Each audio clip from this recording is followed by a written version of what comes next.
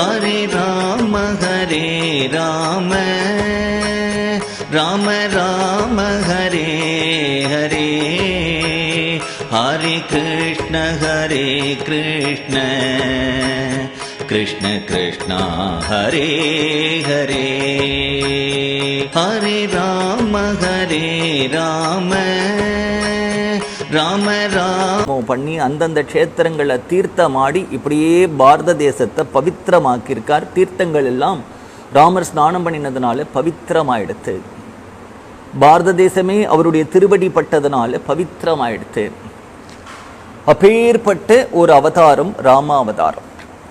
ராமாவதாரம் 14 வருடங்கள் தண்டகாரண்யத்தில் ராமர் இப்படியும் அங்கும் இங்கும் மகர்ஷிகளுடைய ஆசிரமத்துக்கு போனார். அப்படிங்கிறதெல்லாம் நாம் பாராயணம் பண்ணினாலே நம்முடைய வாழ்க்கையில் சம்பவிக்கக்கூடிய கஷ்டங்கள் எல்லாம் மறைந்து போயிடும். நமக்காக தான் ராமர் அவ்வளவு சிரமப்பட்டிருக்கார். தமிழ்நாட்டிலேயே அநேக ராமருடைய ஆலயங்கள் இருக்கு. ஒவ்வொரு நாளும் ஒவ்வொரு ஆலயங்களை பற்றி நான் சொல்லிட்டு வரேன். திருவாரூருக்கு பக்கத்தில் பருத்தியூர்னு ஒரு க்ஷேத்திரம். சங்கீத வித்வான்களில் இன்னைக்கு நல்ல பிரசித்தியாக இருக்கக்கூடியவர் நெய்வேலி சந்தான கோபாலன் அப்படிங்கிறவர். அவரை சொல்லும்பொழுது நெய்வேலி சந்தானம்னு சொல்வாலே தவிர அவருடைய சொந்த ஊர் பருத்தியூர். தமிழ்நாட்டில் ராமாயண பிரவச்சனம் பண்ணி ராமபக்தியை வளர்த்த மகான்கள்ல ரொம்ப முக்கியமானவர் பருத்தியூர் கிருஷ்ணசாஸ்திரிகள் அப்படிங்கிறவர். இந்த 19வது நூற்றாண்டு ஆரம்பத்தில் இருந்தார் அவர். பருத்தியூர் கிருஷ்ணசாஸ்திரிகள் அப்படி ராமாயண பிரவச்சனம் பண்ணும் பொழுது ஆயிரக்கணக்கான ஜனங்கள் வந்து ஆனந்தமா அவருடைய பிரவச்சனத்தை கேட்பா. ஏன்னா பிரவச்சனம்ங்கிறதே அனுபவமா இருக்கும். அந்த பிரவச்சனத்துக்கு நடுவிலேயே புதுசா அவருக்கு கீர்த்தனைகள் வரும், புதுசா சில கத்தியங்கள் வரும். தமிழு கூட சில கத்தியங்கள் சொல்லுவார், கட்டியங்கள். கூட இருக்கிறவாளெல்லாம் அதை எழுதி வச்சுப்பா. அவருடைய காலத்தில் இந்த மாதிரி பேனாலாம் வரலை. ஒரு குண்டு ஜாடி இருக்கும், அந்த குண்டு ஜாடியில் இங்கு இருக்கும், ஒரு நிப்புனால தோச்சி எழுதுவா. அப்படி எழுதினதெல்லாம் நான் பார்த்துருக்கேன். அவருடைய அநேக கிரந்தங்கள் பண்ணியிருக்கார். இப்போ நம்ம பிரவச்சனம் பண்ணும்பொழுது கதோத்தரியா அப்படின்னு சொல்லும் பொழுது அதுக்கு பல சுவாரஸ்யங்கள் சொல்கிறோம் இல்லையா. கதோத்தரியா அப்படின்னு சொல்லும் பொழுது இந்த குதிரைகள் இந்த இடத்துல தேரோட்டி இல்லைன்னு நினைச்சிட வேண்டாம், எனக்கு பிரதியா இந்த உத்தரியத்தை வச்சுட்டு போயிருக்கேன்னு கிருஷ்ணர் சொல்றார். இது திவ்ய விமானம், நான் இல்லைன்னா நெருப்பு பிடிச்சிடும், நானும் என் மேல் பட்ட ஒன்றும் இருக்கணுங்கிறதுனால அந்த உத்தரியத்தை வைத்துட்டு போயிருக்கார். நான் பண்ணின பிரதிஜையை தாண்டேன் அப்படின்னு துண்டை போட்டு தாண்டுவா இல்லையா, அத மாதிரி உத்தரியத்தை போட்டு தாண்டார். இப்படி பல சுவாரஸ்யங்கள் சொல்ற மாதிரி யக்ஞ சம்ரக்ஷணத்துக்காக விஸ்வாமித்திரர் ராமலட்சுமணனை அழைக்க வரும்பொழுது அகம் வேத்மி மகாத்மானம் ராமம் சத்ய பராக்கிரமம் அப்படிங்கிற ஸ்லோகம் ராமாயணத்துல வருது இல்லையா. அந்த அகம் வேத்மி மகாத்மானம்ங்கிற ஒரு வார்த்தைக்கு 100 விஷயங்களை எடுத்து கொட்டிருக்கார் பிரவச்சனங்கள்ல. அதுவே ஒரு தனி புத்தகமா வந்திருக்கு. அப்படி ராம குணங்கள்ல ஆழங்கண்டவராகவும் இந்த பருத்தியூர் கிருஷ்ணசாஸ்திரிகள். திருவாரூருடைய சமீபத்தில் தான் இந்த பருத்தியூருங்கிற க்ஷேத்திரம் இருக்கு. கொடவாசலுக்கு பக்கத்தில் நம்ம திருக்கண்ணமங்கை, திருச்சேரை, திருக்கண்ணபுரம் போன்ற க்ஷேத்திரங்களை, திவ்ய தேசங்களை தரிசனம் பண்ண போகிற வழியிலே இந்த க்ஷேத்திரத்தை பார்க்கலாம். அந்த பருத்தியூர்ல இன்றைக்கும் பெருமாள் கோவில்ல அழகான ஒரு ராமர் சன்னதி இருக்கு. இந்த ராமர் சன்னதி ஏது அப்படின்னு பருத்தியூர் கிருஷ்ணசாஸ்திரிகள்னால பிரதிஷ்டை பண்ணப்பட்ட ராமர். இந்த ராமர் 1000 வருடங்களுக்கு முன்னாடி இந்த ஊர்ல இருந்திருக்கார். ஏதோ கலக காலங்கள்ல தன்னை மறைச்சுட்டு இருக்கார். எப்படி ஒரு பகவான் அவதாரம் பண்ணணும் அப்படின்னுட்டா பாகவதத்துல பூமியினுடைய பாரம் தாங்களேன்னு கோரூபத்தை எடுத்துட்டு பிரம்மா கிட்ட போய் பூமி பிராட்டி முறையிடுறா. உடனே பிரம்மா சாட்சாத் வைகுண்டபதியான பகவானை ஷீராப்தியில பார்த்து முறையிடுறார். பகவான் இவர்கள் எல்லாம் பிரேரணை பண்ணினா அந்த மகான்களுடைய ஒரு பிரேரணையை முன்னிட்டு தான் பகவானுடைய அவதாரம் நடக்கிறது. ராமாயணத்துல கூட அத்தியாத்ம ராமாயண ரீதியா ராமாவதாரத்துக்கு பிரம்மா பிரேரணை பண்ணினார் அப்படிங்கிறது இருக்கு. அவதாரம் பண்ணணும் அப்படின்னுட்டா இங்க பிரேரணை ஒரு மகாத்மா பண்றார். அர்ச்சாவதாரமும் அவதாரம் தானே. பகவான் அர்ச்சாவதாரத்திலே அந்த அர்ச்சாவதார சமாதி அப்படிங்கிற ஒரு சமாதியில் இருக்கான். அதனால்தான் மகான்கள் வரும்பொழுது கிரம் சமாதோ அப்படின்னு சமாதி பாஷையில பேச தெரிஞ்சவாளோட பேசுறான். சமாதி பாஷையில பேச தெரியாதவாளுக்கு அவன் பேசுறது புரியல, அவ்வளவுதான். பகவான் பேசுறான். அப்படி அர்ச்சாவதாரத்தில் இருக்கக்கூடிய பகவான் சில கலக காலத்துல தன்னை மறைத்து கொள்ளும் பொழுது சில மகான்களை முன்னிட்டு தான் திரும்பி லோகத்திலே அவனுடைய அர்ச்சாவதாரம் திரும்பி புனருத்தாரணம் ஏற்படுறது. இப்படி நிறைய க்ஷேத்திரங்களை சொல்லலாம். இன்றைக்கு ஸ்ரீ வல்லபரால ஆராதனை பண்ணப்பட்டு கொண்டாடப்பட்ட ஸ்ரீநாத்ஜியும் அப்படித்தானே தன்னை ஒரு மகாத்மாவை முன்னிட்டு தன்னை வெளிப்படுத்தின்றார். விட்டலாபுரம் பாண்டுரங்கனும் அப்பேற்பட்ட ஒரு மகாத்மாவை முன்னிட்டு தானே தன்னை பிரகடனப்படுத்தின்றான். அப்ப சாதுக்கள் மூலம்தான் பகவான் திரும்பி வரான். அது மாதிரி இந்த பருத்தியூர் கிருஷ்ணசாஸ்திரிகள் சொப்பனத்துல போய், இந்த ஊர்ல நான் 1000 வருடங்களா இருந்த ராமனாக்கும் இந்த ஊர் குளத்துல இருக்கேன், என்னை எடுத்துட்டு வந்து திரும்பி பிரதிஷ்டை பண்ணு அப்படின்னு சொல்ல, அந்த பருத்தியூர் கிருஷ்ணசாஸ்திரிகள் அந்த ராமரை திருப்பி அந்த குளத்திலிருந்து கண்டெடுத்து அவரை அழைத்து கொண்டு வந்து அந்த இடத்துல பிரதிஷ்டை பண்ணினார்.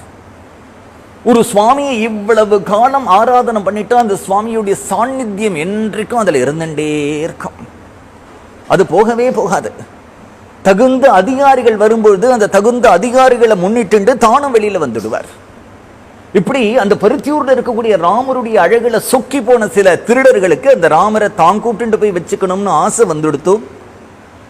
அந்த ராமரை அங்கிருந்து எழுந்திரல பண்ணி கொண்டு வாழ தண்டில் இருக்கக்கூடிய மட்டையினால மூடி கொடவாசல் அப்படிங்கிற ஊர்ல வாய்க்கால அந்த தள்ளி விட்டுட்டா. அவர்கள் அப்படி கடத்திண்டு போகும் பொழுது அந்த கொடவாசல்ல ஒரு அம்மன் இருக்கா, மாரியம்மன், சந்தன மாரியம்மன் பேரு. அப்படியே சூளத்தை எடுத்துட்டு வந்தா அவருடைய சலங்க சப்தம் கேட்டு இவர்கள் எல்லாம் யாருன்னு திரும்பி பார்த்தா அந்த சூளத்திலிருந்து வந்த ஒளி, அந்த ஜோதினாலே இவர்களுடைய கண்ணு குருடா எடுத்து ராமரை விட்டுட்டு ஓடிட்டா. ராமர் திரும்பி வந்து கோவில்ல உட்கார்ந்து விட்டார். இன்றைக்கும் இந்த சம்பவம் நடந்ததுக்கு அடையாளமா அந்த கொடவாசல்ல ஓடக்கூடிய வாய்க்காலுக்கு பொட்டை வாய்க்கால் அப்படின்னு பேரு. ஏன்னா கண்ணு குருடாக்கிட்டு இல்லையா, அதனால அந்த வாய்க்காலுக்கு அப்படி ஒரு பேர் இருக்கு. அப்படி பருத்தியூர்ல அழகான ராமர். எப்பொழுது சந்தர்ப்பம் கிடைக்கிறதோ அவர்கள் எல்லாம் போய் இந்த ராமரை சேவிக்கலாம். வரப்பிரசாதியான ராமர். அந்த ராமருக்கு இந்த ராமாயணம் கேட்கணுங்கிற ஒரு ஆசை எதனால வந்தது அப்படின்னுட்டா, ரத்யாசு ராஜமார்கேஷு நேற்றுக்கு பார்த்தோம். எல்லா இடத்துலையும் அப்படியே கதை சொல்லிட்டு வந்த அந்த குழந்தைகளை எப்படி ராமருடைய கவனத்துக்கு வந்தா அப்படின்னா, அந்த குழந்தைகள் பாடின சங்கீதம் ராமரை ஆகர்ஷிச்சது. இவ்வளவு நன்னா பாடுறாளே யாரவா அப்படின்னு தான் திரும்பி பார்க்க வச்சது. ಪುರಂದರದಾಸರು ಅழகಾ ஒரு ಕೀರ್ತನ ಪಾಡ್ರಾರ್. ಕಲಿಯುಗದಲ್ಲಿ ಹರಿನಾಮವೆನೆದರೆ ಕುಲಕೋಡಿಗಳು ಉದ್ಧರಿಸುವವು, ಸುಲಭದ ಭಕ್ತಿಗೆ ಸುಲಭನೆಂದಿನಿಸುವ ಜಲರುಗಣಾಪನ ನೆನಮನವೇ. ಕಲಿಯುಗದಲ್ಲಿ ಹರಿನಾಮವನೆನದರೆ ಕುಲಕೋಡಿಗಳು ಉದ್ಧರಿಸುವವು. ಸ್ನಾನವಲರಿಯೇನೋ ಮೌನವ ಅರಿಯೇನೋ ಧ್ಯಾನವ ಅರಿಯೆನೆಂದು ಅಲಯಬೇಡ. ಜಾನಕಿ ವಲ್ಲಭ ದಶರಥ ನಂದನ ಗಾನಲೋಲನ ನೆನಮನವೇ. ಕಲಿಯುಗದಲ್ಲಿ ಹರಿನಾಮವನೆನದರೆ குலகோடிಗಳು உத்தரிசுவவு. இந்த சரணத்துல என்ன சொல்றார்? எனக்கு ஸ்நானம் பண்ண தெரியலையே.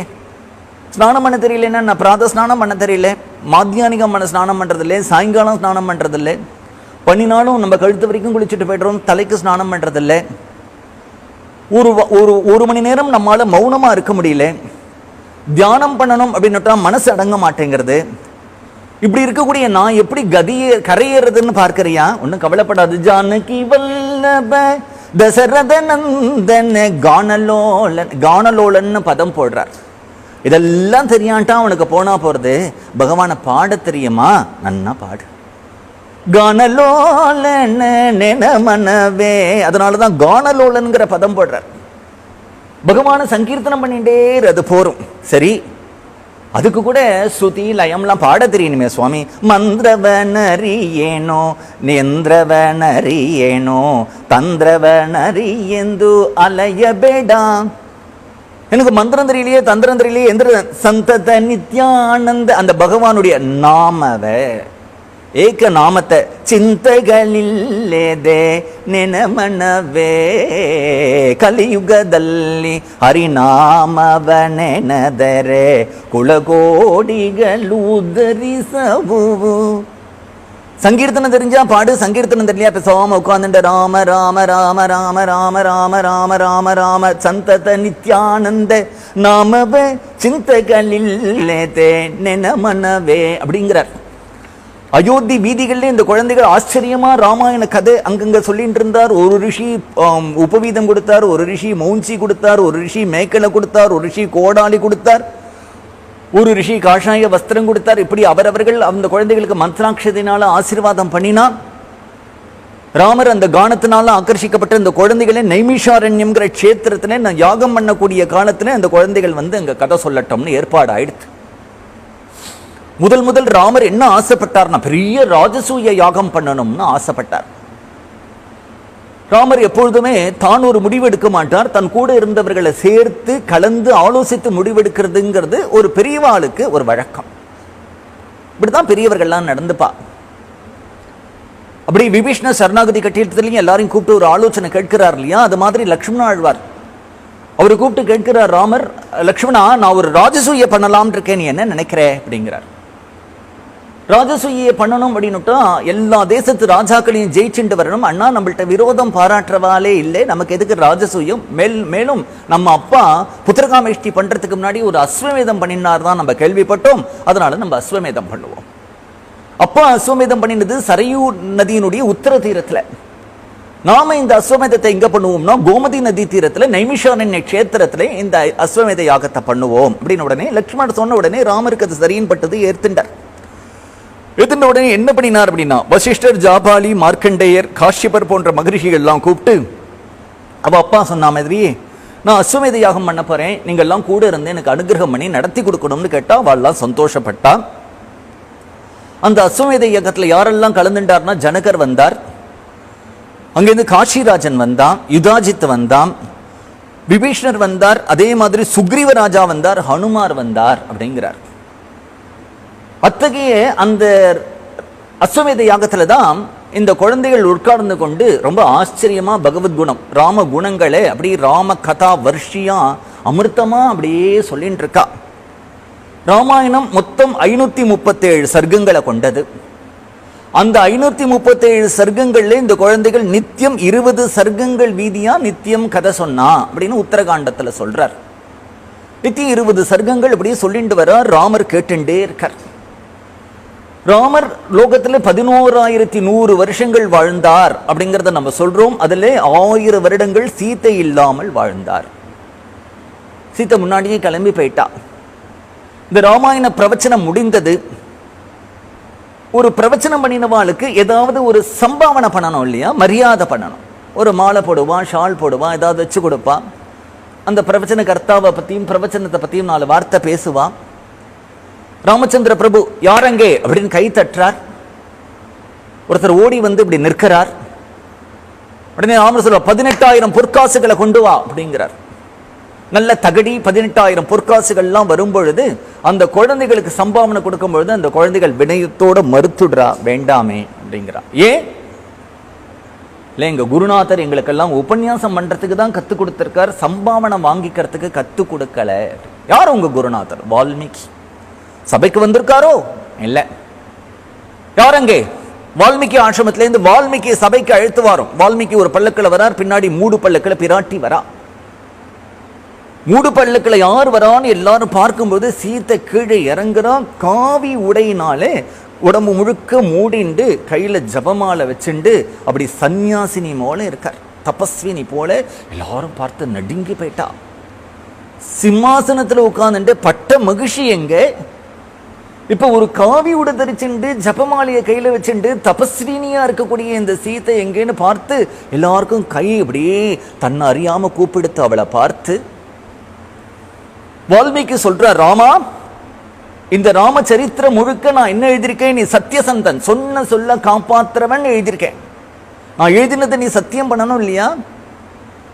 இந்த சரித்திரத்தை படிக்கிறவாளுக்கு தர்மார்த்த காமமோட்சங்கள்ங்கிற சதுர்விதமான புருஷார்த்தங்கள் சித்திக்கும். அதுக்கு மேல அவர்கள் என்னென்ன மனோரத்தங்கள் அவர்கள் பிரார்த்தனை பண்ணிட்டு இதை படிக்கிறாளோ அதெல்லாம் சித்திக்கும்னு எழுதியிருக்கேன். விஷ்ணோர் பலம் வர்த்ததேன்னு எழுதியிருக்கேன். நீ கைச்சாந்து இட்டு கொடு, இது நடக்கும்னு கையெழுத்து போடு. ராமரே கைச்சாந்து ஏற்றார். கைச்சாந்துன்னா அதை அப்ரூவ் பண்றார். சரி, அதெல்லாம் இருக்கட்டும், உமக்கு என்ன சம்பாவனை வேணும்? நான் கேட்கிறத நீ தரதா இருந்தா நான் கேட்கிறேன், இல்லட்டா எனக்கு வேண்டாம்.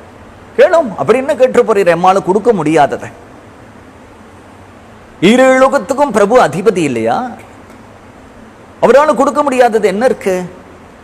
நீ பிராட்டியோட திரும்ப சேரணும் அப்படின்னு சொன்ன உடனே அந்த சபையில இருக்கிற ராமா சீதை அப்படின்னு எல்லாரும் ரிஷிகள்லாம் கோஷிக்கிறா, பிரஜைகள்லாம் கோஷிக்கிறோம், ஆயிரக்கணக்கான எல்லாரும் யாக தரிசனத்துக்கு வந்துருவாங்க. எல்லாருக்கும் இது சம்மதம்னு தெரிஞ்சும் கூட ராமர் என்ன பண்றதுன்னு தெரியாம உட்கார்ந்துட்டு இருக்கார். பிராட்டி இறங்கினா திரும்ப என்ன பண்ணுவார் இவர்? திரும்ப கற்ப நிரூபணம் பண்ணு, அக்னியில பிரவேசம் பண்ணுன்னு சொல்வாரா? இப்படி சொன்னா நல்லா இருக்குமா? உடனே யார் யாரெல்லாம் சந்தேகப்படுறாளோ ஒரு அக்னியை மூட்டு அதுக்குள்ளவா, அடுத்து இவர் சந்தேகப்படுறார் ஒரு அக்னியை மூட்டு அதுக்குள்ளவா, நடக்கிற கதையா? அப்ப ஜனங்களுக்கு 10 தரம் பண்ணின உடனே என்ன ஆகும்? கேலியா போயிடும். இவ அடிக்கடி அக்னி மூட்டுறாடா பாரு, இது ஒரு வேடிக்கை பாரு, இப்ப என்ன நடக்கும் பார், பரிகாசமா போயிடும். அதனால அக்னி அப்படிங்கிறது சீதையே தேவதா ஸ்திரீ, அவளை அக்னி சுடவே சுடாது. தேவதைகளே அக்னிஸ்வரூபம் தான். இது ஒரு விளையாட்டா பரிகாசமா போயிடும் இல்லையா? இன்றைக்கு கூட நிறைய மகான்கள் ஒரு பெரிய யாகம் பண்ணி ஹோமம் பண்ணி அந்த அக்னி குண்டத்திலேயே இறங்கிட்டு வரான். இன்றைக்கும் பார்க்கிறோம் நம்ம.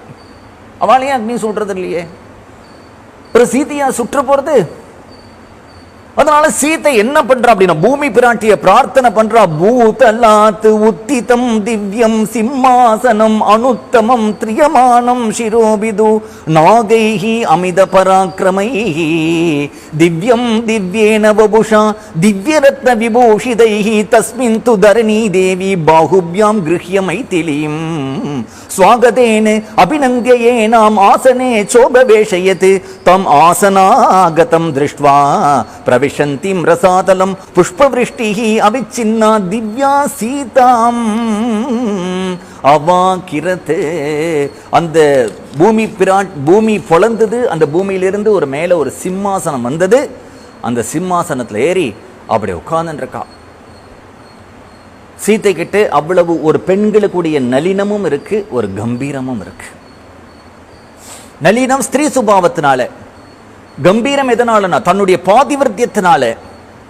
அப்படி கம்பீரமா உட்கார்ந்து இருக்கும்போது சீதை அப்படி கை தட்டினாங்க. யார் வந்தா? நான் சூரியனுடைய பத்னி ஸ்வர்ச்சலா வரா, இந்திரனுடைய பத்னி சச்சி வரா, வசிஷ்டருடைய பத்னி அருந்ததி வரா, சந்திரனுடைய பத்னி ரோஹிணி வரா, அகஸ்தியருடைய பத்னி லோபமுத்ரா வரா, சவணருடைய பத்னி சுகன்யா வரா, சத்யவானுடைய பத்னி சாவித்ரி வரா, கபிலருடைய பத்னி ஸ்ரீமதி வரா, சௌதாசருடைய பத்னி மதயந்தி வரா, சகரருடைய பத்னி கேகினி வரா, நலனுடைய பத்னி தமயந்தி வரா.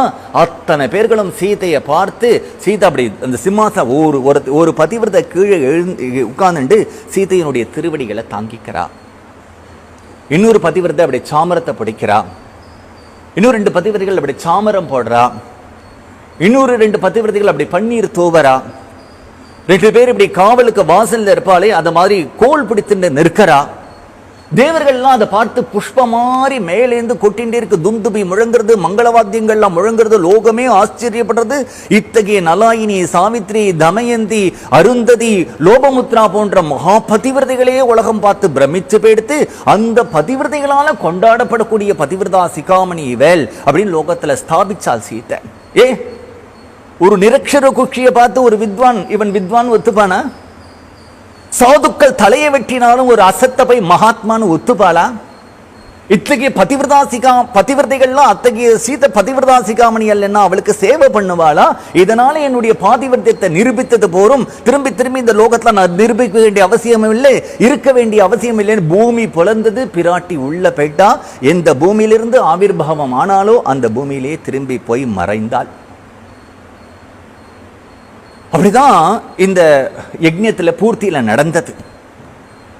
அந்த குழந்தைகள் அந்த யஜ்ஞசாலையில என்ன ஒரு சரித்திரத்தை சொன்னாலோ அதுதான் இன்றைக்கு ராமாயணம் அப்படின்னு நாம சிரவணம் பண்ணிட்டு இருக்கோம்.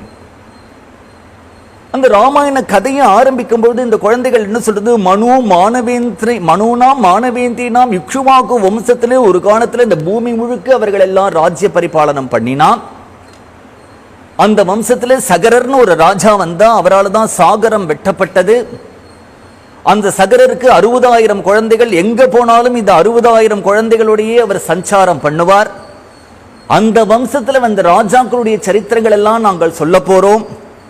இந்த கதையை நீங்கள்லாம் எப்படி கேட்கணும் அப்படின்னுட்டா, இந்த கதையை கேட்கும் பொழுது யாரும் பொறாமை இல்லாம, போட்டி இல்லாம, எனக்கு இவர்களுக்கு என்ன தெரியும் அப்படிங்கிற ஒரு அலட்சிய புத்தி இல்லாம ஸ்ரத்தையோடு கேட்டீர்களானால் உங்களுக்கு தர்மார்த்த காம மோட்சம்ங்கிற சதுர்விதமான புருஷார்த்தங்கள் சித்திக்கும். அது தவிர நீங்கள் மனதில் என்ன பிரார்த்தனை பண்றீர்களோ அத்தனை பிரார்த்தனைகளும் நிறைவேறும் அப்படின்னு சொல்லி அந்த குழந்தைகள் அந்த கதையை ஆரம்பிக்கிறது. தலை கட்டுறான் கதை சொல்றதுக்கு. ஆரம்பிக்கும் பொழுது முதல்ல சொல்றார், நாங்கள் தசரதரை பத்தி, இந்த இக்ஷுவாகு வம்சத்தில் வந்த தசரதரை பத்தி சொல்றோம். தசரதர் பூர்ணமாக வேதாத்தியனம் பண்ணினவர், நன்றாக கற்றறிந்தவர்களாக இருந்த போதும் கூட தனக்குத்தான் எல்லாம் தெரியுங்கிற ஒரு கர்வத்தோடு இல்லாம யார் என்ன சொன்னாலும் அது கேட்டுக்கொள்ளக்கூடியவர், தீர்க்கமான திருஷ்டி உடையவர், பார்க்கறதுக்கு நல்ல தேஜஸ்வி, ஒரு நகரத்தில் வாழக்கூடிய ஜனங்களையும் கிராமத்தில் வாழக்கூடிய ஜனங்களையும் பிரித்து பார்க்காத சுபாவம் இல்லாதவர், இக்ஷுவாகு குலத்தில் தோன்றிய மகாத்மா, எல்லா ஜனங்களையும் ராஜாவானவர் தன் கட்டுப்பாட்டில் வச்சிருக்கார். அவர் ராஜான்னு நினைக்க வேண்டாம், மகரிஷிக்கு துல்லியமான தபஸுடையவர். திரிலோகத்திலையும் தசரதருடைய புகழானது பேசப்படுறது. நல்ல பாகுபலம் உடையவர், சத்ருக்களை அடக்கக்கூடியவர், நல்ல சிநேகிதர்களை உடையவர், ஜிதேந்திரியர், புலன்களை அடக்கியவர். இந்திரன் குபேரன் போன்ற இந்திரன் குபேரன்லாம் எப்படி நாளைக்கு ஒரு பொருள் வேணும்னு ஜாக்கிரதையா சேர்த்து வச்சுப்பானோ அது மாதிரி ராஜ்யத்திலே பல ரிசர்வுகளை கிரியேட் பண்ணினவர். மனு பிரஜாபதி போன்று லோகத்தை பரிபாலனம் பண்ணிட்டு வந்தார் அப்படின்னு தசரதருடைய பெருமைகள்லாம் அந்த குழந்தை ஆரம்பிச்சு சொல்லி, இந்த அயோத்தி நகரம் 12 யோஜனை தூரம் உடையது, 3 யோஜனை அகலம் கொண்டதுன்னு சொல்றார். சொல்லி என்ன சொல்றார், இந்த ஊர்ல ஐராவதம், மகாபத்மம், அஞ்சனம், வாமனம் போன்ற நல்ல உத்தம யானைகள்லாம் இருந்துதான். பத்ரம், மந்திரம், மிருகம் அப்படிங்கிற சில யானைகள் இருந்துதான். இதெல்லாம் அந்த யானைகளுடைய ஒரு வெரைட்டிஸ். யாரெல்லாம் மந்திரிகளா இருந்தான், திருஷ்டி, ஜெயந்தன், விஜயன், சித்தார்த்தன், அர்த்தசாதகன், அசோகன், மந்திரபாலன், சுமந்திர சாரத்தியமும் உண்டு, அவருக்கு மந்திரி பதவியும் உண்டு. 8 மந்திரி இருந்தா. யாரெல்லாம் கூட இருந்த வசிஷ்டர், வாமதேவர், 2 பேரும் ராஜபுரோகிதராம். சுயக்ஞர், ஜாபாலி, காஷ்யபர், கௌதமர், சிரஞ்சீவியான மார்க்கண்டேயர், அதே மாதிரி காத்தியாயனர், இவர்களும் மந்திரிகளா இருந்திருக்கா. தசரதர் என்ன பண்ணார், அந்த இந்த இப்பேற்பட்ட அயோத்தி ராஜ்யத்தை தசரதர் ரொம்ப சந்தோஷமா நேர்மையோட, ஒரு ராஜா எத்தகைய தர்மத்தோட பரிபாலனம் பண்ணணுமோ அத்தகைய தர்மத்தோட பரிபாலனம் பண்ணிட்டு இருக்கார். கோசலோ நாம முதிதஹா ஸ்பீதோ ஜனபதோ மகான் நிவிஷ்டஹா சரயூ தீரே பிரபூதனவ்தான்யவான். கோசலம்னு ஒரு பெரிய தேசமா. அந்த தேசம் எங்க இருந்தது அப்படின்னார், கோசலோ நாம முதிதஹா ஸ்பீதோ ஜனபதோ மகான் நிவிஷ்டஹா சரயூ தீரே. சரையூங்கிற ஒரு பெரிய நதிக்கரையிலே இந்த கோசலம்ங்கிற பெரிய க்ஷேத்திரம் இருந்தது அப்படிங்கிறார். சொல்றா, ஸ்பீதஹா நல்ல சமிருத்தியா இருந்ததுதான். சமிருத்தி, செல்வ செழிப்பு. செல்வ செழிப்பு மட்டும் இல்லை, எல்லாமே. ஒரு ராஜ்யம் நன்னா இருக்கணும் அப்படின்னுட்டா முக்கியம் அதுக்கு மழை. இப்படி சிந்தனை பண்ணி பார்த்தா, நம்ம பிறந்ததுலேருந்து இன்னி வரைக்கும் காத்து இல்லாம இந்த பிரபஞ்சம் போனதே இல்லை. பூமி நிக்கிறவாலே இன்னைக்கு தட்டி விட்டதே இல்லை, இருந்துட்டு இருக்கோம். எங்கேயோ பூகம்பம் வருது இருக்கட்டும், அக்னி இருந்துட்டே இருக்கு, ஆகாசம் இருந்துட்டே இருக்கு. ஆனா அந்த மழை மட்டும்தான் திடும்னு பொழியறது, திடும்னு பொழியாம போயிடுறது. சரித்திரத்துல நிறைய பஞ்ச காலங்கள் இருந்ததுன்னு பார்க்கிறோம். இல்லைன்னா மழை கொட்டி அழிச்சதுன்னு பார்க்கிறோம். அதிவிருஷ்டி, அனாவிருஷ்டி. வேதம் சொல்லும் பொழுது பரமேஸ்வரனுக்கு கோபம் வந்துடுத்துனா அதிவிருஷ்டி அனாவிருஷ்டி ஏற்படும்னு சொல்றார். மழை பொழியணும், மழையும் பொழியாம இருக்கக்கூடாது. ஆனா மழை கொட்டித்தனால ஆபத்து. நிறைய மழை பொழிந்த உடனே என்னன்னா, அந்த வெள்ளத்தினால் பயிர்கள் சேதம். மழையே பொழியலேன்னு வச்சுக்கோ, தண்ணீர் பாசனத்திற்கு இல்லாததால் பயிர்கள் சேதம். இப்படிதான் பார்க்கிறோம். அதனால மிதமா மழை பொழியணும். மிதமா மழை பொழியும்னா மாதம் 3 மாறி பொழியணுமா, 10 நாட்களுக்கு ஒரு தரம், 10 நாட்களுக்கு ஒரு தரம், 10 நாட்களுக்கு ஒரு தரம் அப்படின்னு பெரியவாச்சான் பிள்ளை திருப்பாவை வியாக்கியானத்துல எழுதுறார். அதுக்கு ஒரு உதாரணம் சொல்றார் சுவாமி. குழந்தைக்கு எண்ணெய் தேய்ச்சி விடுற அம்மா என்ன பண்ணுவா, ஒரு முட்டை எண்ணெயை வச்சு தலையில தேய்ச்சிட்டு அது உள்ள போன பிறகு தான் அடுத்த முட்டை எடுப்பாளாம். இல்லைன்னா தலையில எல்லாம் விழுந்துன்னு பேன் நிற்கும் அந்த குழந்தை.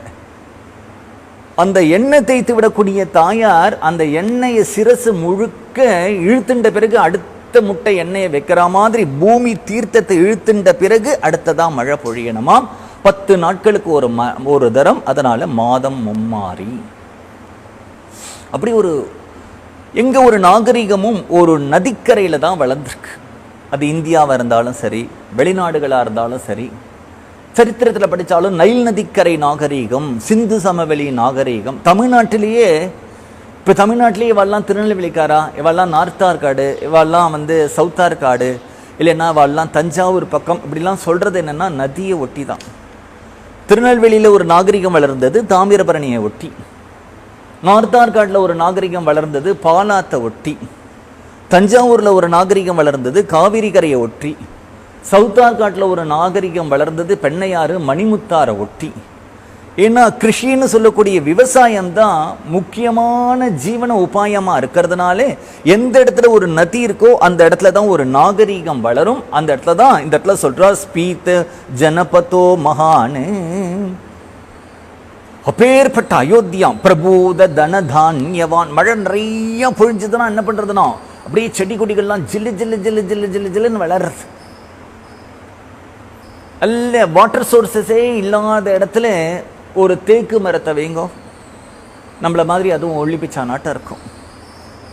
நல்ல ஜல சமுர்த்தி இருக்கிற இடத்துல ஒரு தேக்கு மரத்தை வச்சா நல்ல ஆஜானுபாகமான ஆளால அந்த தேக்கு மரத்தை கட்டிக்கவே முடியாது, அவ்வளவு பெருசா வளரும். இந்த தேக்கு மரம் ஒல்லியா இருக்கிறதுக்கும் அந்த தேக்கு மரம் ஒரு ஆளால கட்டி பிடிக்க முடியாத அளவுக்கு இருக்கிறதுக்கும் காரணம்னா மரம் ஒண்ணுதான், ஜலப்பிரதேசம்.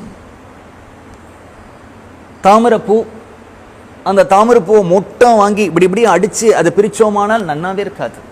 நல்ல ஜலம் இருக்கக்கூடிய காலத்துல அந்த தாமரைப்பூ அந்த தண்ணியில மலரட்டம் கும்முன்னு இருக்கும், வாசனை அப்படியே ஒரு மயக்கத்தை கொடுக்கும். ஜலம் ஜலம் இல்லாம மனிதனால வாழ முடியாது இல்லையா?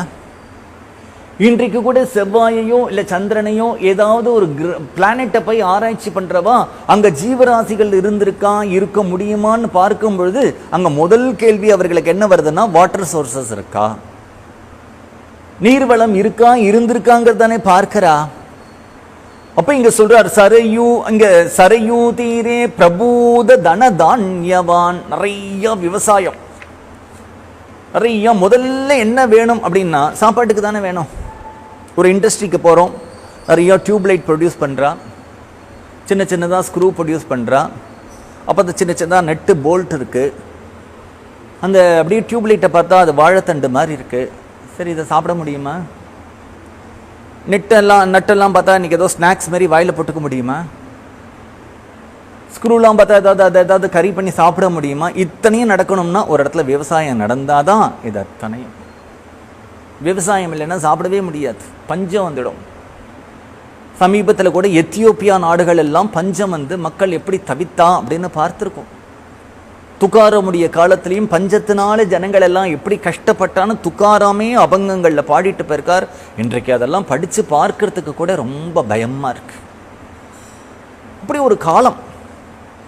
அதனால முதல்ல ஜனங்களுக்கு தேவையான படிப்பு இருக்கட்டும், அப்புறம் எல்லாருக்கிட்ட முதல்ல எல்லாரும் சாப்பிடணுயா, சாப்பிட்டா தான் உயிர் வாழ முடியும். சாப்பிடணும்னா செடி கொடிகள் இருக்கணும், செடி கொடிகள் இருக்குன்னா தீர்த்தம் இருக்கணும்.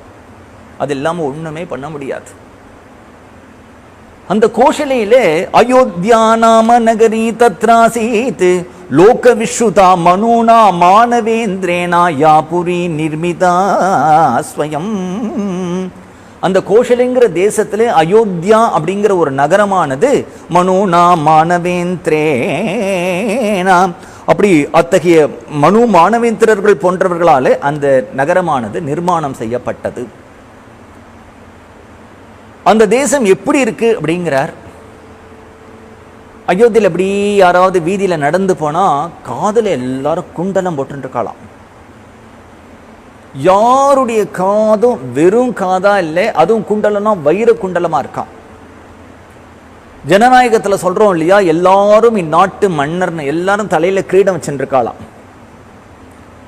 சில பேர் கல்யாணத்தன்னைக்கு தானே மாலை போடுவா, நித்தியமே எல்லாரும் மாலை போட்டு இருக்காளாம். யாராவது இன்னைக்கு அயோத்தியிலே ஒருத்தர் வீட்டுக்கு சாப்பிட போனா இன்னைக்கு என்ன இருக்கும், ஒரு வெத்த குழம்பு பண்ணி ஒரு சுட்டாப்பலாம் பண்ணிருப்பான்னு கவலைப்பட வேண்டாமா. தினமும் பச்சடி, பாயசம், வடை, பருப்பூசரி எல்லாம் உண்டா. அடுத்தது என்ன அப்படின்னார், எல்லாருமே ஏதோ போகும்போ அப்படின்னு ஒரு ட்ரெஸ் பண்ணிக்க மாட்டாலாம், நல்ல நீட்டா விதம் விதமா வெரைட்டிஸா ட்ரெஸ் பண்ணிப்பாலாம். அதுக்கு மேல நல்ல என்னென்ன சென்டெல்லாம் இருக்கோ அந்த சென்டெல்லாம் அடிச்சுட்டு சந்தன பூச்சுக்கள்லாம் உடையவரா இருப்பாளாம். எந்த இடத்துலையுமே வீதியிலையும் சரி மனுஷால்ட்டியும் கடி அங்கேருந்து ஒரு துர்நாற்றமே வீசலையாம்.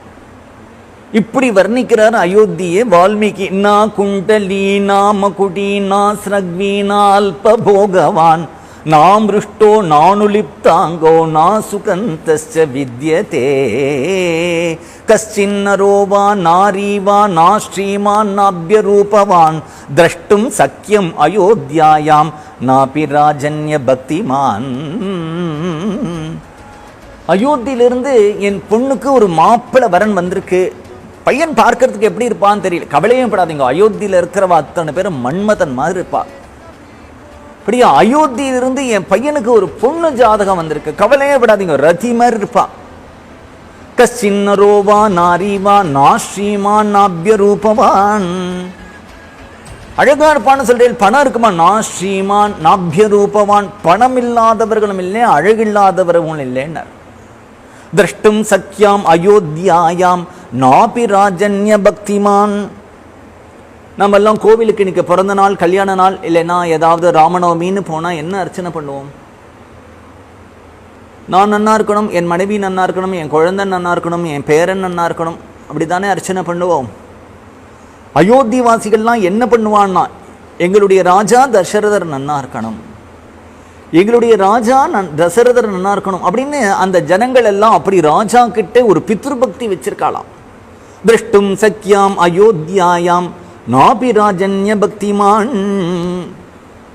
நிகண்டுல என்ன சொல்றாருன்னா, அயோத்தியாபுரி, சத்யபுரி, சாகேதபுரி, ஆனந்தபுரி அப்படின்னு அயோத்தியாங்கிறதுக்கு நிகண்டுல அர்த்தம் சொல்றார். அயோத்தியாங்கிறதுக்கு பதார்த்தம் சொல்லணும்னா யுத்தம் இல்லாத பூமி அப்படின்னு அர்த்தம். என்ன காரணம்னா, தசரதருடைய பராக்கிரமத்தை பார்த்துட்டு, தசரதர்னு இல்லை இக்ஷுவாகு வம்சத்துல வந்தவாளுடைய பலபராக்கிரமத்தை பார்த்துட்டு யாரும் அவர்கள்ட்ட யுத்தம் பண்றதுக்கு துணியலையாம். அதனால யுத்தமே நடக்கலையாம். யுத்தம் இல்லாத பூமி. வைகுண்டம் அப்படிங்கிறதுக்கும் அயோத்தியா அப்படின்னு பேர் உண்டு. ஏன்னா வைகுண்டம் வரைக்கும் யாரும் யுத்தம் எடுத்துட்டு போக முடியாது. அங்க போனாலே யார் மேலேயும் யாருக்கும் விரோதமும் இருக்காது. இப்படியெல்லாம் அயோத்தியை வர்ணிச்சுட்டு வந்தார். தமிழ்ல கம்பநாட்டாழ்வார் இது அப்படியே சொல்றார், வன்மை இல்லை ஒரு வறுமையின்மையால். யார் இன்றைக்கு இந்த இடத்தில் அன்னதானம் செய்யப்படும் அப்படின்னா ஒருத்தர் வரமாட்டாலாம். ஏன்னா சாப்பாட்டுக்கு இல்லாதவ யார் இருக்கா? இந்த இடத்துல இலவச மருத்துவ சிகிச்சை ஒருத்தர் வரமாட்டா. கல்விக்கு பணம் இல்லாதவாளுக்கு இந்த இடத்துல படிப்புக்கு உதவி செய்யப்படும் ஒருத்தர் வரமாட்டா. இன்னைக்கு புடவை வேஷ்டிலாம் தானம் பண்றா ஒருத்தர் வாங்க மாட்டா. ஆனா சம்பாவனை பண்ணினா வாங்குவான்னு வால்மீகி சொல்றார். அந்த சம்பாவனையும் அவர் மெனக்கிட்டு சொல்றார். ஒருத்தர் கூட அயோத்தியில 1000 ரூபாய்க்கு குறைஞ்சு சம்பாவனை பண்ணல அப்படின்னு எழுதுறார் ஒரு ஸ்லோகம். சஹஸ்திரம். ஏதோ இன்னைக்கு அமாவாசை தர்ப்பணம் பண்ணி வச்சு அந்த 1000 ரூபாய், நீங்க பிள்ளையார் பூஜை பண்ணி வச்சியா 1000 ரூபாய். வன்மை இல்லை ஒரு வறுமையின்மையால், திண்மை இல்லை ஒரு செருணர் இன்மையால். யாராவது சண்டைக்கு அலைஞ்சான்னா அவனுக்கு சண்டைக்கு ஆலயம் கிடைக்க மாட்டேங்கிறதான். ஏன்னா அவளுக்குள்ள பகைமையே இல்லை. உண்மை இல்லை பொய் உரை இல்லாமையா. நீ உண்மைதான் பேசுறியா, சொல்லு உண்மைதான் அப்படின்னு கேட்க வேண்டாமா. ஏன்னா பொய்ங்கிறதே அவளுக்கு மறந்து போயிட்டுதான். வெண்மை இல்லை பல கேள்வி மேலால். சார் எனக்கு ஒரே ஒரு சந்தேகம் அப்படின்னு அந்த ஊர்ல யாருமே ஆரம்பிக்க மாட்டாளாம். ஏன்னா கேட்டு கேட்டு கேள்வி ஞானத்தினாலே அவர்கள் எல்லாம் அப்பேற்பட்ட ஒரு ஞானம் உடையவர்களா இருக்காளாம். வன்மை இல்லை ஒரு வறுமையின்மையால் திண்மை இல்லை ஓர் செருணல் இன்மையால் உண்மை இல்லை பொய் உரையிலாமையால் வெண்மை இல்லை பல கேள்வி மேவலால் அப்படின்னு கம்பநாட்டாழ்வார் அயோத்தியினுடைய பெருமையை சொன்னார். அயோத்தி எப்படி இருக்கா? தாம் சத்யநாமாம் திருடதோரணார்களாம் கிருஹைஹி விசித்ரைஹி உஷோபிதம். தாம் சத்யநாமாம் திருடதோரணார்களாம் கிருஹைஹி விசித்ரைஹி உபசோபிதாம் சிவாம் புரிம் அயோத்யாம் நிருசஹஸ்ரசங்குலாம் சசாகவை சக்ரசமோ மகீபதிஹி. எப்படி இருக்குன்னார்? தாம் சத்யநாமாம். அந்த அயோத்திக்கு பல பேர் சொன்னேன் இல்லையா? சத்யபுரி, சாக்கேதபுரி, ஆனந்தபுரி அப்படின்னு சொன்னோம். யுத்தம் இல்லாத பூமின்னு சொன்னேன் இல்லையா? அந்த பேருக்கு உடையதா இருக்கான். தாம் சத்யநாமாம் திருடதோரணார்களாம். பெரிய ஒரு வீடுன்னு பார்த்தா சின்ன குடிசை, ஒரு சந்து, அவுட் ஹவுஸ் மாதிரி இல்லையா? பெரிய அந்த வாசப்படியே அவ்வளவு பெருசா இருக்கான். நல்ல பூட்டுக்கிட்டெல்லாம் பெரிய பெரிய பூட்டா இருக்கான். திருடதோரணார்களாம் கிருஹைஹி விசித்ரைஹி. ஒரே மாதிரி வீடுகள் இருந்தா போர் அடிச்சிடும், அழுத்து போயிடும். உலகத்துல பகவான் எவ்வளவு விசித்திர கேலியா இருந்தா, மனிதர்கள் அத்தனை பேரும் ஒரே மாதிரி தான் இருப்பா, ஆடுகள் அத்தனையும் ஒரே மாதிரி தான் இருக்கும், மாடுகள் அத்தனையும் ஒரே மாதிரி தான் இருக்கும், யானைகள் அத்தனையும் ஒரே மாதிரி தான் இருக்கும், எல்லாருடைய குரலும் ஒரே மாதிரி தான் இருக்கும், எல்லாருடைய நடையும் ஒரே மாதிரி தான் இருக்கும், எல்லாரும் ஒரே மாதிரி தான் ட்ரெஸ் பண்ணிப்பா. அப்படின்னு இருந்து தான் நமக்கு பைத்தியம் பிடிச்சிடும். 130 கோடி ஜனங்கள் இந்தியாவில் இருக்கன்னா 130 கோடி நடைகள். நடந்து வரதை பார்த்தே வான்னு சொல்லிடுறா இல்லையா? 130 கோடி குரல் துவனி, 130 கோடி கேரக்டர்ஸ் விதவிதமா இருக்கா. ஒரு ஆடு மாதிரி இன்னொரு ஆடு இல்லை, ஒரு மாடு மாதிரி இன்னொரு ஆடு இல்லை, ஒரு பட்டாம்பூச்சி மாதிரி இன்னொரு பட்டாம்பூச்சி இல்லை. அது மாதிரி அயோத்தியில நல்ல ஆர்கிடெக்ட்ஸ்லாம் இருக்கா இல்லையா? எல்லாரும் விசித்திரமா வீடு கட்டலாம். அந்த வீதி வழியா நடந்து போனா எல்லாருக்கும் நம்ம வீடு கட்டினா இந்த மாதிரி, அடுத்த வீட்டை பார்த்தா இதை மாதிரி கட்டணும் அப்படின்னு தோணுமாம். திருடதோரணார்களாம் கிருஹைஹி விசித்ரைஹி உபசோபிதாம் சிவாம். அந்த வீடுகள்லாம் பார்க்கறதுக்கு எப்படி இருக்கணும்? ஒவ்வொரு வீட்டு வாசல்லையும் மாவள தோரணம் கட்டி படிக்கோலம் போட்டு செம்மண் இட்டு தீபம் ஏற்றி வச்சிருக்கனால அந்த வீடை பார்த்தாலே லக்ஷ்மி கடாட்சத்தோட மங்களகரமா இருக்காம். சிவாம் புரிம் அயோத்தியாம் நிருசஹஸ்ர சங்குலாம். ஆயிரக்கணக்கில் அந்த ஊர்ல பிரஜைகள் இருக்கா. சசாச வை சக்ரசமோ மகீபதி. இந்திரன் எப்படி இந்திரலோகத்தை ஆட்சி பண்ணிட்டு இருக்கானோ அது மாதிரி தசரத மகாராஜா அந்த தேசத்தை ராஜ்ய பரிபாலனம் பண்ணிட்டு வந்தார். அவருக்கு எந்த ஒரு குறையும் இல்லாதவரா இருந்தார். தஸ்ய ச ஏவம் பிரபாவஸ்ய தர்மஜ்ஞஸ்ய மகாத்மனஹ சுதார்த்தம் தவ்யமானஸ்ய ந ஆசித் வம்சகரஹ சுதா. அயோத்தியை பத்தி இவ்வளவு வர்ணிச்சார், அயோத்தியில் இருக்கக்கூடிய பிரஜைகளை பத்தி இவ்வளவு வர்ணிச்சார், அயோத்தியில் இருக்கக்கூடிய ஒவ்வொரு கிரகத்தையும் வர்ணிச்சார். இந்திரனுக்கு சமமா இருந்தார் அப்படின்னு சொல்றார். ஆனா தஸ்ய சைவம் பிரபாவஸ்ய ச ஏவம் பிரபாவஸ்ய, இவ்வளவு பிரபாவங்களுடைய அந்த ராஜாவுக்கு தர்மஜ்ஞஸ்ய மகாத்மனஹா, தர்மம் அறிந்தவரும் மகாத்மாவுமான அவருக்கு சுதார்த்தம் தப்யமானஸ்ய நாசித் வம்சகரஹா சுதஹா.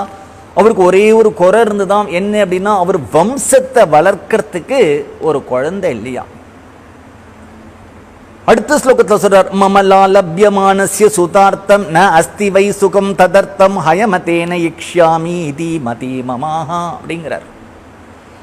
முதல் பதத்தினால என்ன போட்டார் அப்படின்னார், வம்சகரஹா சுதஹா. இந்த பதத்தினால மமலா லப்யமானஸ்ய, முதல்ல ஒருத்தர் குழந்தை வேணும் அப்படின்னு நினைக்கிறது நம்முடைய வம்சம் வளரணுமே. சில பேர் நிறைய ஆஸ்தி சொத்து வச்சிருப்பா, அந்த சொத்தை இன்னொருத்தட்ட பொறுப்பை கொடுத்துட்டு போகணும்னு நினைக்கிறதுக்கு அவளுக்கு குழந்தை வேணும்னு நினைப்பான். பெரும்பாலும் யார் வில் எழுதுவா அப்படின்னா, குழந்தை இல்லாதவா வில் எழுதுவா, கல்யாணம் பண்ணிக்காதவா வில் எழுதுவா. அநேகமா ஒரு அப்பா வில்லாம் எழுதவே மாட்டார், பொட்டுன்னு போயிடுவார். ஏன் அப்படின்னா, அவருக்கு ஒன்றும் இந்த சொத்தை பத்தி கவலையே இருக்காது, அப்படியே விட்டுட்டு போயிடுவார். ஏன்னா குழந்தைகள் தான் எடுத்துக்க போறது. என்ன வச்சுருந்தாலும் அவருக்கு வேற ஏதாவது சிந்தனை வருமே தவிர இதெல்லாம் என்ன பண்ண போறோம் அப்படிங்கிற சிந்தனை இல்லாம நல்ல சந்ததி இருக்கிறவன் அப்படியே கவலைப்படாம நிம்மதியா பரலோகம் போய் சேருவான். அதனால இந்த இடத்துல அப்படி சொத்து கொடுக்கணும் சில பேர் பார்ப்பா. சில பேர் என்ன பண்ணுவா அப்படின்னா, நமக்கு அந்திம கிரியையெல்லாம் பண்ணணுமே, சிராத்தம் பண்ணணுமே, அப்பதானே நம்ம பிரேதவஸ்தையிலேருந்து பித்ருவஸ்தைக்கு போக முடியும், அதுக்கு ஒரு புள்ள வேணும்னு நினைப்பா.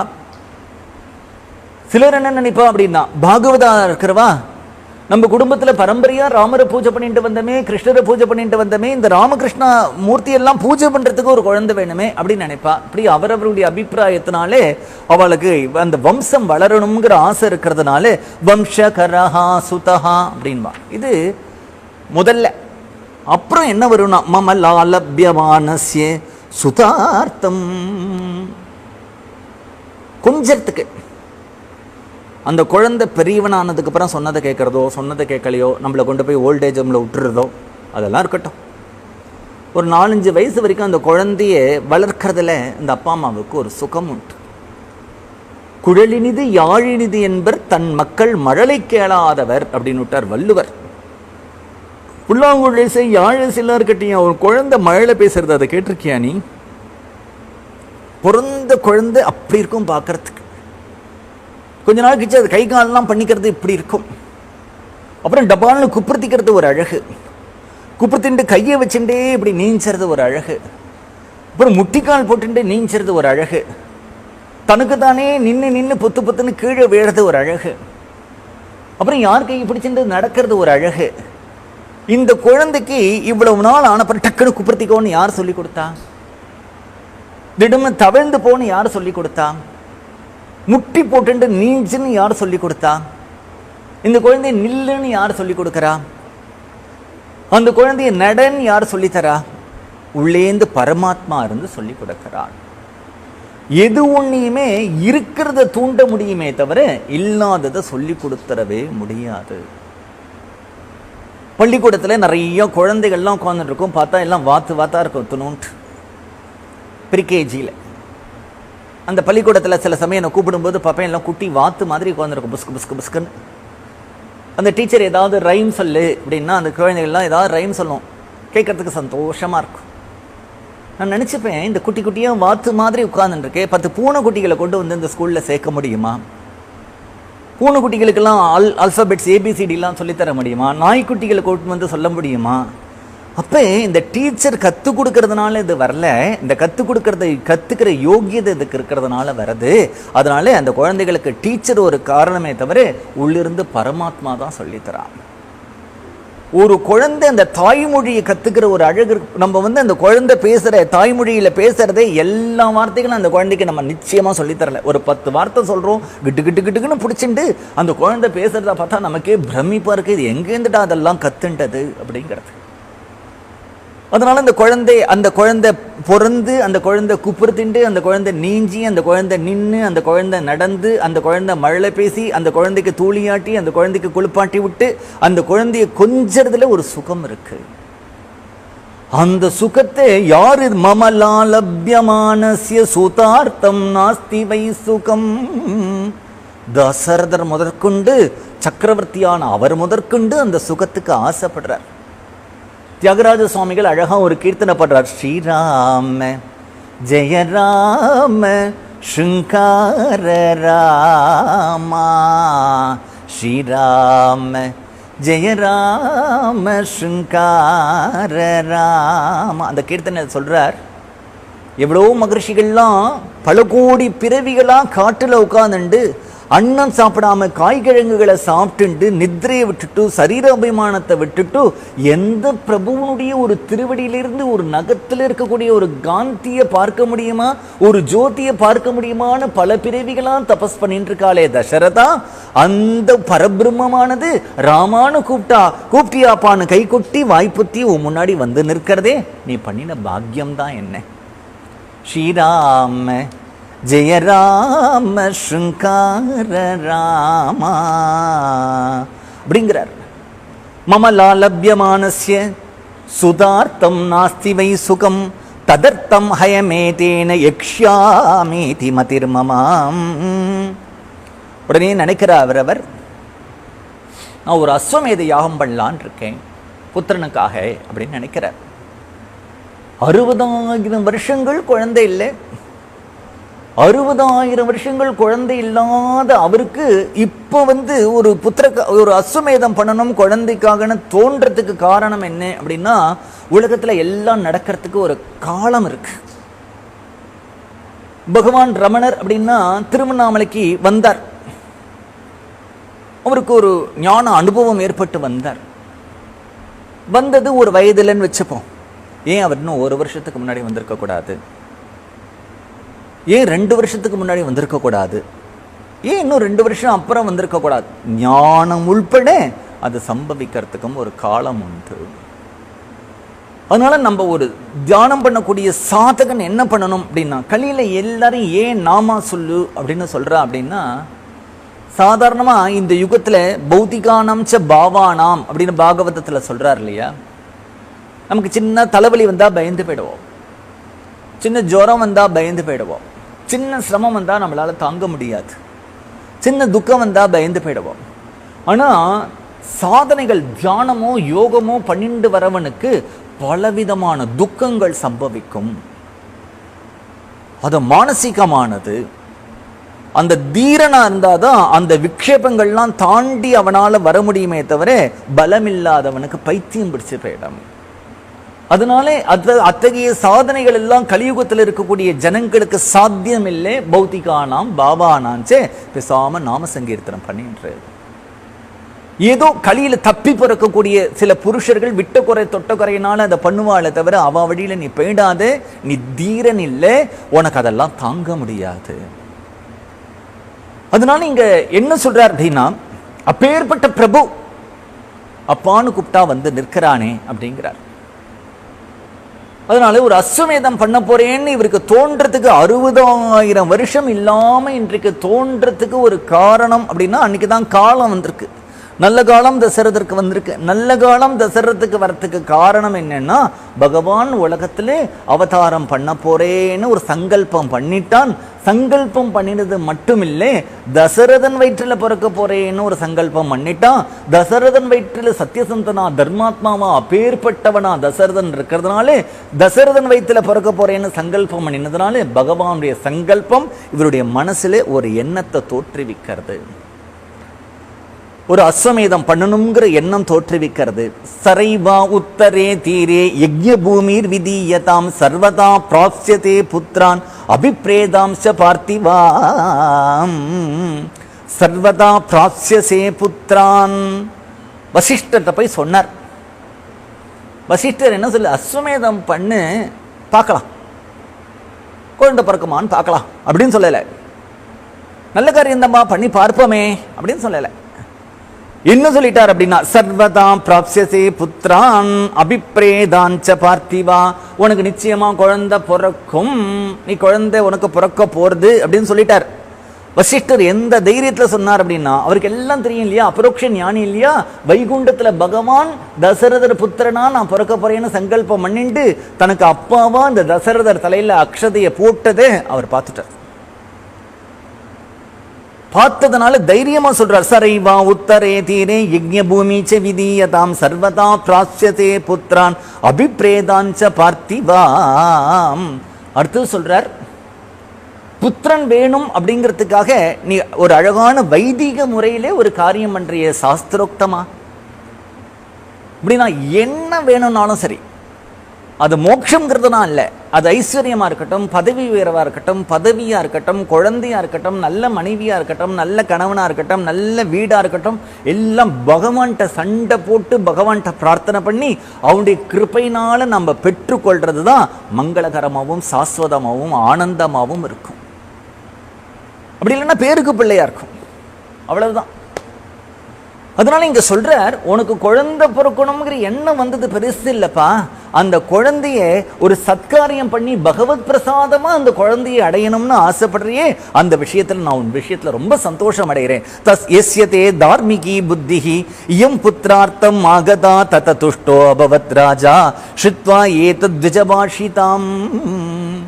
அதனால அந்த குழந்தை உனக்கு நிச்சயமா பிறக்க போறது. அதை விட எனக்கு சந்தோஷம் என்ன அப்படின்னா,